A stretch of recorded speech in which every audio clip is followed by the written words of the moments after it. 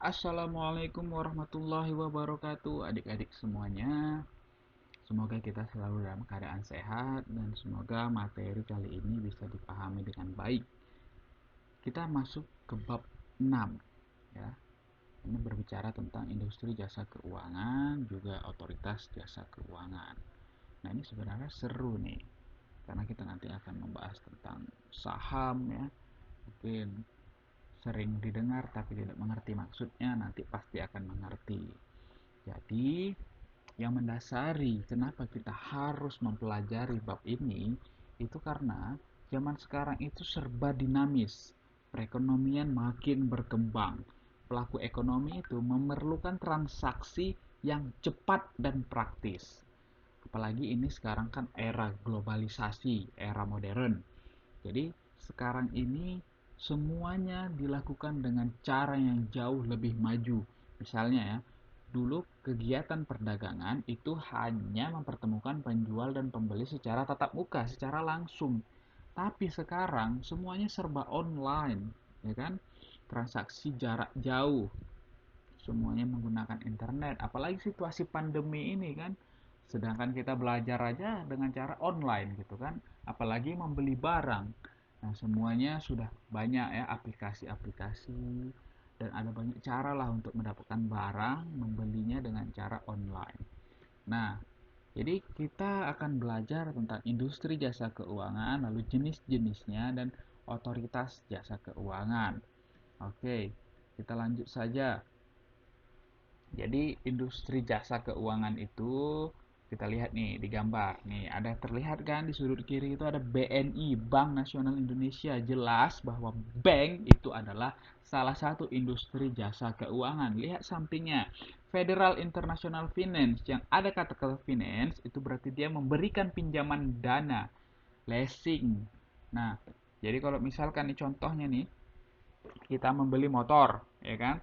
Kita membeli motor itu secara kredit itu dibayari dulu sama finance. Lalu kita bisa bawa motornya. Lalu bulan berikutnya kita membayar secara kredit atau secara nyicil kepada finance itu, kepada leasing itu. Nah, mereka lah yang membayar terlebih dahulu, mendahulukan uangnya, lalu kita membayar mereka secara kredit. Tentu ada bunganya, ada perhitungannya. Mereka jauh lebih untung karena kita membayar secara kredit kalau di total itu jauh lebih besar. Misalkan kita membeli motor, satu buah motor itu harganya 15 juta. Mereka dahulukan 15 juta, kita nyicil 3 tahun. Selama 3 tahun itu misalkan kita membayar 700 ribu per bulan dikalikan 36 bulan, nah itu sudah jauh lebih besar ya. Enggak 15 juta lagi, bisa 18 ataupun 20 juta gitu. Nah, jadi itulah keuntungan finance. Lalu ada multi finance Sinarmas. Jadi sini ada banyak ya. Kalau Sinarmas ada asuransinya, ada finance-nya, ada simpanan, kita menyimpan uang di Sinarmas juga bisa gitu. Lalu ada BCA sama ya bank seperti BNI tadi.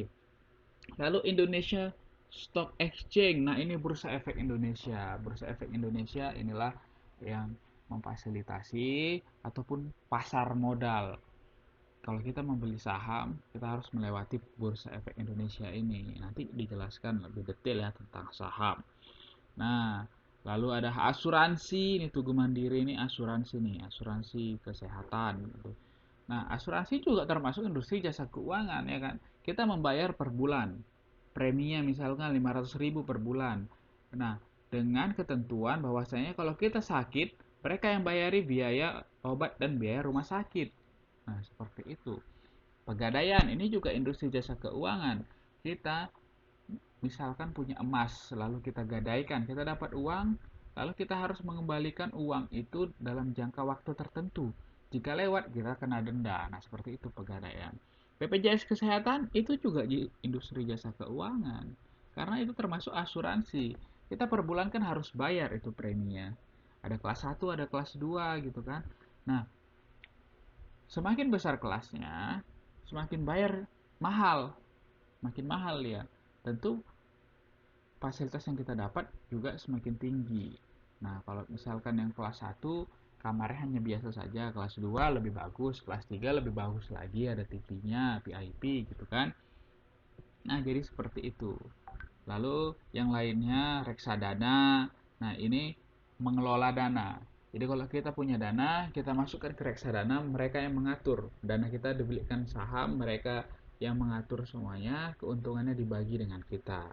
Adira Finance ini sama dengan Federal International Finance, sama-sama finance, sama-sama leasing. Prudential sama kayak BPJS, sama juga dengan Tugu Mandiri, asuransi. Oke, jadi itulah sepintas tentang industri jasa keuangan. Ada bank, ada finance ya, asuransi, pegadaian, ada reksadana. Nah, jadi jangan asing lagi dengan hal-hal seperti itu. Hal-hal seperti ini itu pasti kita lihat. Kalau misalkan di jalanan pasti ada iklan di antara ini semua, ya kan? Pasti dilihat. Nah, jadi harus paham kalau misalkan ada kata-kata finance berarti leasing. Leasing itu berarti dia mendahulukan uang. Kalau beli mobil, beli motor, maka menggunakan jasa leasing. Kita juga bisa meminjam uang untuk usaha dan segala macam. Itu finance gitu kan. Di bank juga bisa gitu. Nah, jadi itulah jenis-jenis industri jasa keuangan. Oke, kita lanjut ya. Jenis-jenis industri tadi. Nah, ini kita tadi udah saya sebutkan ya. Yang pertama itu bank ya. Nah, bank itu ada bank umum, juga ada bank perkreditan rakyat. Nah, kalau bank umum ini dia ada banyak. Kita menyimpan dana bisa ya. Apakah itu berupa bentuk simpanan giro? Nah, kalau bentuk simpanan giro itu kita mengeluarkannya dengan menggunakan cek. Nah, atau simpanan biasa ya, kita bawa kartu ATM, tinggal masukkan PIN, tarik berapa yang kita inginkan. Nah, itu simpanan biasa. Lalu ada simpanan deposito. Deposito itu ada jangka waktunya yang kita sepakati berapa. Misalnya kita mau jangka waktu 1 tahun. Selama 1 tahun kita tidak boleh menarik uangnya, dengan ketentuan kita mendapatkan 6 atau 7% dari uang yang kita tabung. Nah, itu. Di bank juga bisa kredit ya. Kita perlu dana, maka kita pinjam uangnya lalu kita bayar secara nyicil. Di bank juga bisa membeli dan menjual surat berharga. Surat berharga itu gimana sih? Surat berharga itu misalkan begini, kita beli surat berharga misalkan seharga 200 juta. Lalu surat itu nanti akan berubah harganya, bisa jadi naik menjadi 250 juta. Ketika harganya naik, kita jual. Nah, kita untung 50 juta. Jadi seperti itu, ya. Kita beli lalu kita jual dengan kita harapkan harganya naik. Nah, seperti itu. Lalu memindahkan uang ini transfer ya. Lalu bisa menerima pembayaran ya.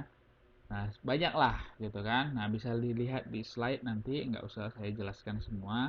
Kalian pasti bisa ngerti lah. Nah, lalu ada bank perkreditan rakyat. Nah, kalau BPR ini itu dia terbatas ya. Terbatasnya dia hanya menyimpan dana lalu mengeluarkannya untuk kepentingan UMKM, usaha mikro, kecil dan menengah, untuk usaha. Jadi hanya sebatas itu. Dia tidak ada menerbitkan surat berharga dan tidak bisa untuk giro ya, pakai cek-cek gitu. Jadi hanya deposito, tabungan biasa, dan lalu perkreditan rakyat. Nah, gitu. Nah, produk bank itu tadi, nah seperti yang sudah saya jelaskan sebelumnya, ada kredit pasif, giro. Giro itu yang menggunakan cek, lalu tabungan, simpanan tabungan itu yang biasa, simpanan deposito tadi yang pakai jangka, apakah 6 bulan, 1 tahun, ataupun 1 bulan ada juga gitu kan. Nah, lalu ada kredit aktif. Kredit aktif ini berarti sifatnya kita membayar setiap bulan. Uang yang kita pinjam itu kita bayar setiap bulan. Samalah seperti kredit-kredit biasa. Apakah itu untuk kepentingan modal kerja, atau untuk perdagangan, atau untuk pribadi konsumtif, ya kan? Ataupun untuk pabrik produktif. Nah, ataupun untuk investasi, banyaklah. Nah, seperti itu contoh produk bank ya. Nah, ada kredit profesi. Nah, jadi itu contoh-contohnya. Oke, kita lanjutkan di video berikutnya.